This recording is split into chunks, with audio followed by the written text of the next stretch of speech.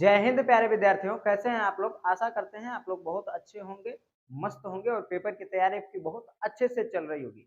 ध्यान रखना, इसके पहले वाले क्लास में हम आपसे कहे थे कि कॉपी को कैसे लिखना है, किस तरीके से प्रॉपर आपको एक एक चीज करनी है, वो आपको बेहतरीन तरीके से हम नेक्स्ट क्लास में बता देंगे। तो इस क्लास में ध्यान रखना, कॉपी में आपको एक एक क्वेश्चन को कैसे लिखना है, इसको प्रॉपर ध्यान रखना हम इस क्लास में बताएंगे। तो अच्छे तरीके से ध्यान दे रखिएगा कि इसको देखिएगा ध्यान से, ठीक। इस तरीके से ध्यान रखना, आपकी जो कॉपी है वो सबसे पहले यहाँ पे आपको दिख रही होगी कि इस तरीके से ध्यान रखना, यहाँ पे प्रॉपर आपको कॉपी दिख रही होगी, ठीक। कि किस तरीके से आपको कॉपी को लिखना है।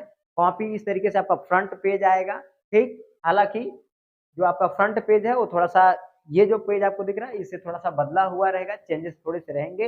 बाकी जो प्रॉपर एक एक चीज भरनी है वो इसी तरीके से रहेगी और एक एक चीज को इसी तरीके से आपको प्रॉपरली भरना रहेगा, उसमें फिल करना रहेगा। जैसे सबसे पहले परीक्षार्थी का अनुक्रमांक अंकों में, परीक्षार्थी का अनुक्रमांक शब्दों में, फिर देगा विषय, फिर देगा प्रश्न पत्र, फिर देगा प्रश्न पत्र पर अंकित सांकेतांक, ठीक। ये शब्द दे देगा आपको।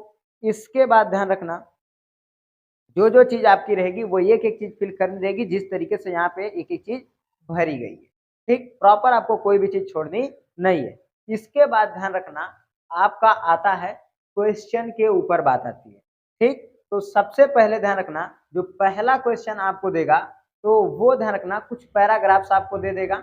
जैसे पेपर में आपको यहाँ पैराग्राफ दिख रहा होगा, ठीक।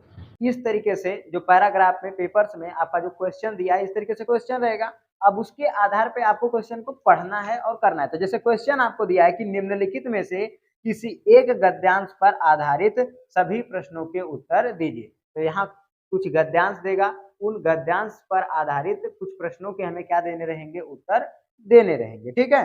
अब ध्यान रखना, सबसे पहले ध्यान रखना, जो पहला प्रश्न आपको दे रखा है उपयुक्त गद्यांश का संदर्भ लिखिए। तो गद्यांश का संदर्भ आपको कैसे लिखना है वो यहाँ पे आपको दे दिया गया है। प्रॉपर ध्यान रखना, कॉपी में यहाँ पे एक एक चीज लिख रखे हैं। जैसे कुसंग, ध्यान रखना शुरुआत आपको कैसे करनी है, इस तरीके से संकेत डाल देना है कि कुसंग का ज्वर डाट डाट डाट करके लास्ट के 2-3 अक्षर लिख दो, जैसे लिखा गया और ले जाएगी। फिर संदर्भ आपको हेडिंग डालना है, फिर लिखना है संदर्भ कि प्रस्तुत गद्यांश हमारी पाठ्य पुस्तक हिंदी के मित्रता नामक पाठ से लिया गया है, जिसके लेखक आचार्य रामचंद्र शुक्ल जी हैं। आपका संदर्भ तैयार हो गया, 2 नंबर का प्रॉपर है। इस तरीके से लिखोगे तो 2 नंबर आपका प्रॉपर संदर्भ का आपका तैयार हो जाएगा।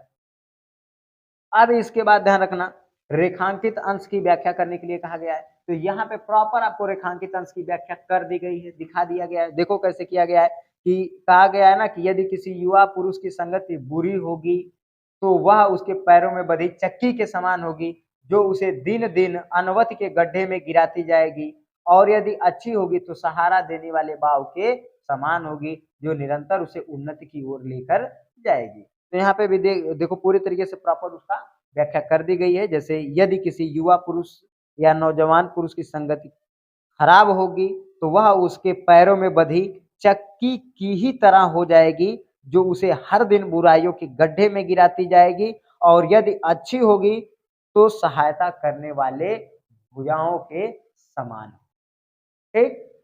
इसके बाद जो आपका लास्ट क्वेश्चन है इसमें थर्ड वाला, वो दिया है सुदृढ़ बाहु का अर्थ क्या है भाई। तो ध्यान दो, सुदृढ़ बाहु का अर्थ क्या है, सहारा देने वाले भुजा, ठीक है। सुदृढ़ बाहु का अर्थ है एक ऐसी मजबूत भुजा जो सहारा देने का, ठीक।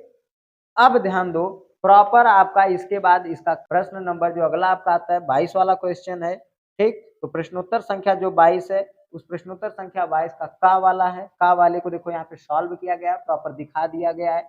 इसी तरीके से इसको सॉल्व करेंगे। संदर्भ दिया गया है, संदर्भ इस तरीके से लिख लेना कि प्रस्तुत पद्यांश हमारी पाठ्य पुस्तक हिंदी के काव्य खंड के सवैया नामक पाठ से लिया गया है, इसके रचयिता रसखान जी हैं।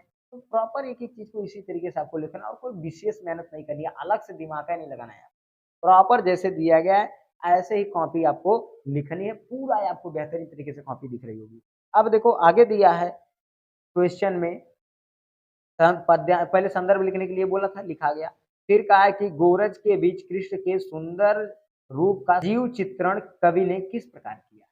तो यहाँ पूरी तरीके से सजीव चित्रण कर दिया गया है कि कवि ने बताया है कि कृष्ण के माथे पर गायों के खुरों से उड़ती हुई धूल सुशोभित होती है और उनके गले में वनमाला लहलहा रही है। आगे आगे गायें और पीछे पीछे जो ग्वाल पीछे पीछे मधुर स्वर में गाते हुए सभी ग्वाल बाल क्या कहें चले जा रहे हैं। ठीक, इसके बाद कहा गया है रेखांकित अंश की व्याख्या कीजिए। तो यहाँ रेखांकित अंश की व्याख्या भी कर दी गई है प्रॉपर तरीके से। ठीक है, अब ध्यान देना, इसके बाद जो आपका नेक्स्ट क्वेश्चन आता है वो नेक्स्ट क्वेश्चन आपका बनेगा इस तरीके से। अब ध्यान रखना, आपका जो प्रश्न संख्या है वो आएगी 23 वाली। 23 वाले प्रश्न संख्या में ध्यान रखना, आपको एक संस्कृत का 2 पैराग्राफ देगा जिसमें से एक को करना रहेगा अथवा करके देगा। ठीक, तो एक को करना रहेगा। अब कौन वाला करेंगे वो आपके ऊपर डिसाइड करता है। यहाँ पे एक पैराग्राफ आपको सॉल्व करके पूरा दिखा दिया गया है। सबसे पहले इसका आपको संदर्भ लिखना है, तो प्रश्नोत्तर संख्या डालेंगे, फिर इस तरीके से इसका संकेत लिखेंगे कि किसको लिखें कौन सा। ठीक, इसके बाद ध्यान रखना, इसमें संदर्भ डालेंगे तो लिख देंगे गद्यांश है भाई, क्योंकि लिखा गया है कहानी की तरह है तो गद्यांश है, तो इसलिए गद्यांश का संदर्भ डाल देंगे और लिख देंगे प्रॉपर तरीके से। देखो यहाँ लिखा गया है कि प्रस्तुत गद्यांश हमारी पाठ्य पुस्तक हिंदी के अनिवार्य संस्कृत खंड के वाराणसी नामक पाठ से लिया गया है। तो प्रॉपर इसी तरीके से जैसे जैसे कॉपी लिखी गई है प्रॉपरली इसी तरीके से कॉपी को लिखने का प्रयास करना, ऐसे ही लिखना। एक बात याद रखना, ऐसे लिखोगे तो आप 70 में 70 पूरा फिट किया होगे, एक नंबर आपका कहीं नहीं गड़बड़ाएगा। प्रॉपरली आप लिख लिया। ठीक, अब ध्यान रखना, इसके बाद आपको हिंदी में अनुवाद करने के लिए दिया गया, तो पूरे तरीके से यहाँ हिंदी में देखो अनुवाद कर दिया गया है, दे दिया गया है कि वाराणसी में प्राचीन काल से ही घर घर में विद्या की दिव्य ज्योति चमकती रही है। आज भी यहाँ संस्कृत वाणी की धारा निरंतर बहती रहती है और लोगों के ज्ञान को बढ़ाती है। यहाँ अनेक आचार्य उच्च कोटि के विद्वान वैदिक साहित्य के अध्ययन और अध्यापन में इस समय भी लगे हुए हैं। पूरे तरीके से प्रॉपरली एक एक चीज को लिखा, कोई भी चीज छोड़ी नहीं गई है। ठीक, इसी तरीके से आपका जो संस्कृत साहित्य का दूसरा वाला आपका दिया है, जैसे 24 वाला क्वेश्चन नीचे दिए गए संस्कृत श्लोकों में से किसी एक का संदर्भ सहित हिंदी में अनुवाद कीजिए, वो भी देखो ध्यान से यहाँ पे कर दिया गया और वो भी दिखा दिया गया है कैसे करना है प्रॉपरली। इसके बाद ध्यान रखना, उसका हिंदी में अनुवाद कैसे करना वो भी यहाँ पे आपको करके दे दिया गया। प्रॉपरली इनको ध्यान से देखो और इसी तरीके से इनको एक एक करके सॉल्व करते चले जाना, आपको घबराने की जरूरत नहीं है, पूरा का पूरा प्रॉपरली आपका सॉल्व हो जाएगा। फिर ध्यान रखना, आपका अगला क्वेश्चन आया है, अपने पठित खंड काव्य के आधार पर निम्नलिखित प्रश्नों में से किसी एक प्रश्न का उत्तर लिखें।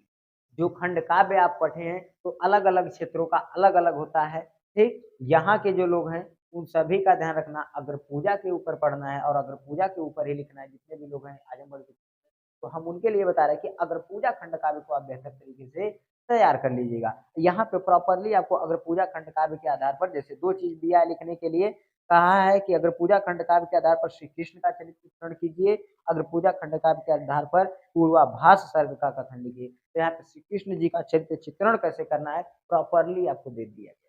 जैसे पहला चरित्र चित्रण करना, जैसे लीला पुरुषोत्तम और लोक रक्षक के आधार पर, इसको भी प्रॉपर यहाँ पे दे दिया गया है कि किस तरीके से श्री कृष्ण का जो चरित्र है वो एक तरीके से महान है।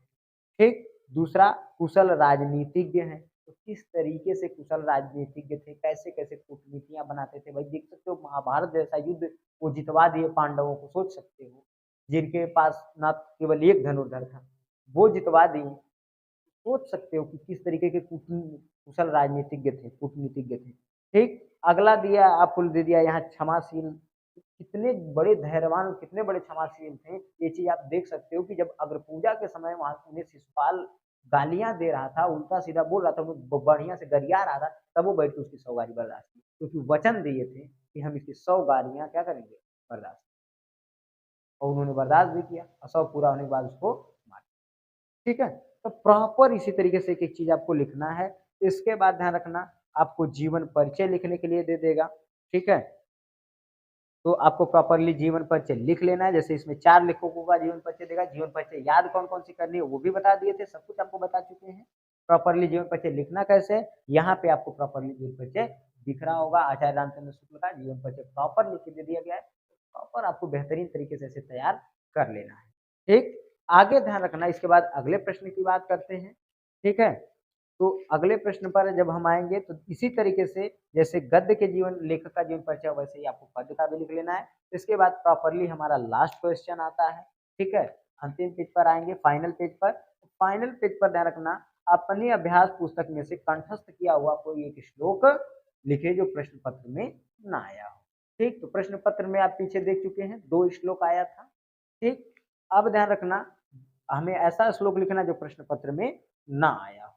ठीक है, तो प्रश्न पत्र में ध्यान रखना हम लिख दिए जैसे आपदो दूरगामिचा साक्षरो नाचा पंडिता अमुखा स्फुट वक्ता चायो जनातिशा पंडिता। तो इस श्लोक को हम प्रॉपरली इसमें लिख दिए हैं ताकि हमें कोई दिक्कत ना आए, हमारा क्वेश्चन आराम से हो जाए, क्योंकि ये प्रश्न पत्र में आया नहीं है। तो यहाँ से 2 नंबर आपका तैयार हो जाएगा। और इसके बाद ध्यान रखना आपको अगला क्वेश्चन दिया है कि अपने मोहल्ले की नालियों की समुचित सफाई के लिए नगर निगम के स्वास्थ्य अधिकारी को पत्र लिखें। तो जो आपके गांव में नालियां हैं, तो मोहल्ले हैं, मोहल्ले में नाली भी होती है, कचरा भी भरा पड़ता है और सफाई कर्मी जब उसको साफ नहीं करते तो बहुत ज्यादा कचरा भर जाता है, तो काफी दिक्कतें आती है। तो उसके लिए प्रॉपर पत्र कैसे लिखना है, यहाँ पे आपको प्रॉपरली पत्र लिख के दिखा दिया गया है। तो ऐसे अगर आप प्रॉपर पत्र लिखते हो तो बहुत बेहतरीन तरीके से आपको नंबर मिल जाएंगे, कोई दिक्कत आने वाली। ठीक, इसके बाद ध्यान रखना आपको दे रखा है कि किन्हीं 2 प्रश्नों के उत्तर संस्कृत में दीजिए। 4 क्वेश्चन दिया, 2 का उत्तर देना। जैसे वीरेण केन पूजते, तो भैया 2 वीरेण वीर्या पूजते हैं, ठीक है। और ध्यान रखना मैत्री केन वर्धते, तो मैत्री सुवचनेन वर्धते। इस तरीके से प्रॉपर आपको क्वेश्चंस का उत्तर देते चले जाना है और ऐसे ही प्रॉपर आपको पेपर में लिख करके आना है ताकि आपकी क्वेश्चन लिखने की क्षमता, कैपेसिटी हर एक चीज बनी रहे। प्रैक्टिस कॉमनली बेहतर तरीके से करना, बेहतर लेवल पर करना। ठीक, अब ध्यान रखना आपको दिया है लास्ट क्वेश्चन कि निम्नलिखित में से किसी एक विषय पर निबंध लिखिए। तो ये जितने भी विषय हैं निबंध लिखने के लिए, निबंध लिखने के लिए कौन कौन से विषय महत्वपूर्ण है और निबंध कैसे लिखा जाएगा, प्रॉपर हम आपको एक एक चीज को बता भी चुके हैं और निबंध लिखकर दिखा भी चुके हैं। तो अगर आप वो वीडियो नहीं देखे तो आप चैनल पे जाकर के उस वीडियो को देख लीजिएगा। उसमें प्रॉपरली आपको निबंध बता दिया गया है। 11 वाले विद्यार्थियों के लिए भी बताए हैं और 12 वाले विद्यार्थियों के लिए। बाकी आप घबराइएगा मत, आपका जो भी सब्जेक्ट रहेगा, जैसे जैसे आपके जिस जिस सब्जेक्ट का पेपर आएगा वैसे वैसे एक एक सब्जेक्ट की प्रिपरेशन और क्वेश्चन आपको इम्पोर्टेंस करवाया जाएगा और आप पेपर पूरा फाड़ करके आइएगा, ये इस बात की गारंटी रख लीजिएगा। हम आपको बहकाने का काम ना करेंगे, जितना चीज बताएंगे प्रॉपरली सेक्रेट बताएंगे, ठीक है। हम अन्य टीचरों की तरह नहीं है कि जो बात बताएं और गलत हो जाए तो उससे हमें मतलब नहीं है, ठीक है। हमें ये काम नहीं करना है, तो जो भी बताएंगे प्रॉपरली आपको एक एक चीज एक्सेजली बताएंगे। तो ध्यान रखना अब आपके पेपर की जो पूरी प्रिपरेशन थी कंप्लीट हो चुकी है।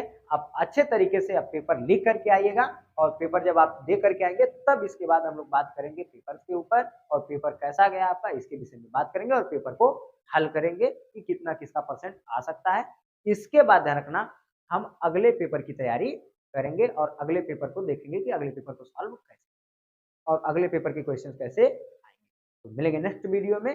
जय हिंद।